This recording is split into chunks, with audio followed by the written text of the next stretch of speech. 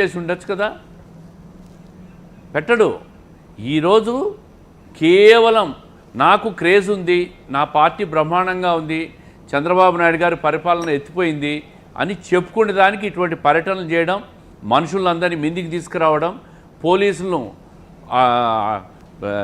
నియమ నిబంధనలు ఉల్లంఘించడం.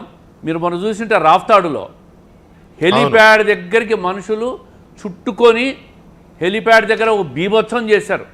నాకు తెలిసినంతవరకు ఏ హెలిప్యాడ్ దగ్గర కూడా ఏ పెద్ద విఐపి వచ్చినా కూడా వితౌట్ సెక్యూరిటీ వస్తే కూడా పబ్లిక్ ఆ విధంగా పోలా. చాలామంది ప్రోటోకాల్ లేని వాళ్ళంతా కూడా హెలికాప్టర్లలో తిరుగుతున్నారు పాలిటీషియన్స్. ఎక్కడ కూడా ఆ విధంగా పోలే.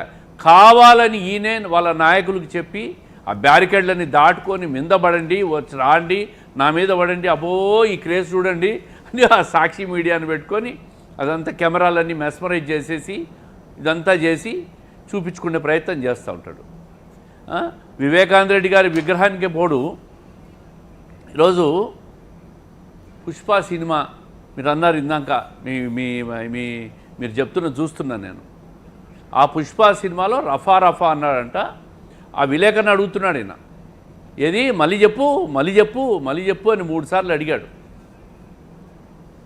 రఫా రఫా అన్నారంటే అంటే పొట్టేళ్ళని నరికినట్టు మనుషులు నరికేయాలి. మళ్ళొకసారి వేద్దాం, అది ప్రజలకు తెలియాలి. మళ్ళొకసారి వేద్దాం శ్రీనివాసరెడ్డి గారు, ప్రజలకు తెలియాలి. జగన్మోహన్ రెడ్డి చూడాలి, ప్రజలు చూడాలి హావభావాలు కానీ దాని మీద ఆయన విలేకరి ప్రశ్నించాడు ఇది కానీ అది ఒకసారి ప్లే చేయండి. మళ్ళీ చెప్పు అన్నాడు. 3 సార్లు అడిగాడు. అంటే మన అభిమానస్తుడై నెక్స్ట్ టీడీపీ ప్రభుత్వంలో టీడీపీ వాళ్ళను రప్ప ఏం జాతరలోది గంగమ్మ జాతరలో ఏం పొట్టేలు తల నరికినట్ట రప్ప నరుకుతాను. మంచిదిగా ఏం జాతరలో మళ్ళీ చెప్పు. గంగమ్మ జాతరలో పొట్టేళ్ల తలకాయలు కోసినట్టు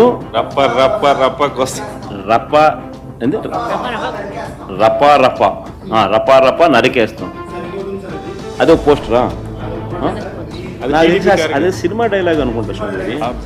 yeah cinema dialogue? Pushpa 2 sir. Pushpa cinema dialogue అది. మరి నువ్వే చెప్తున్నావు స్వామి. అంటే ఇప్పుడు పుష్ప సినిమా డైలాగులు పెట్టినా కూడా తప్పేనా? అసలు డెమోక్రసీలో ఉన్నామా డెమోక్రసీలో లేమా స్వామి మనం? ఇది నాకు అర్థం కాదన్నా. అంటే పుష్ప సినిమా డైలాగులు పెట్టినా తప్పే, పుష్ప ఫోటోలు పెట్టినా తప్పే, గడ్డ మిట్టన్నా తప్పే. ఏంది స్వామి ఇది? ఏ ప్రపంచంలో ఉన్నాము? ఇదంతా డెమోక్రసీలో ఉన్నామా డెమోక్రసీలో లేమా? అది శ్రీనివాసరెడ్డి గారు ఈ స్వామి డెమోక్రసీలో ఉన్నాడనే విషయం మీకు బాగా తెలుసు. ఆ రఫా నరుకుతాము, పొట్టెలను నరికినట్టు నరుకుతామనే దాన్ని ఒక సునకానందం, ఒక రాక్షసానందం పొందుతున్నాడు ఈయన నైజమే అది, మానసిక స్థితే అది. జెనెటికల్గా ఆ లక్షణాలు ఉన్నాయి జగన్మోహన్ రెడ్డి గారికి. కాబట్టే ఇటువంటివన్నీ మాట్లాడి ఆనందం పడుతూ ఉంటాడు.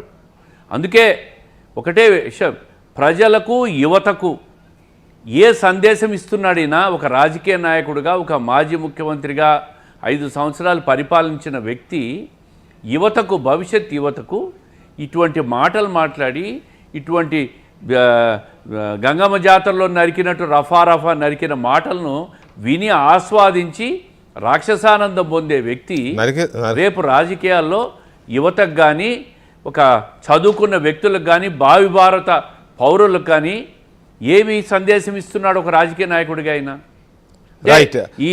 శ్రీనివాసరెడ్డి గారు ఒక్క నిమిషం. పెట్టుబడులు రాకూడదు, పెట్టుబడులు రాకుండా అదే ఆయన స్ట్రాటజీ అంతా అట్లాగే కనబడుతోంది. అయితే ఆయన మాట్లాడిన మాట కానీ, హావభావాలు కానీ, లేకపోతే ఆ సినిమా డైలాగ్ని రిపీటెడ్గా అడిగి మరీ చెప్పడం కానీ. గఫూర్ గారు గుడ్ ఈవినింగ్.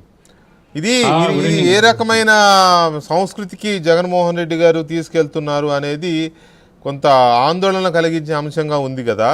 ఎందుకు జగన్మోహన్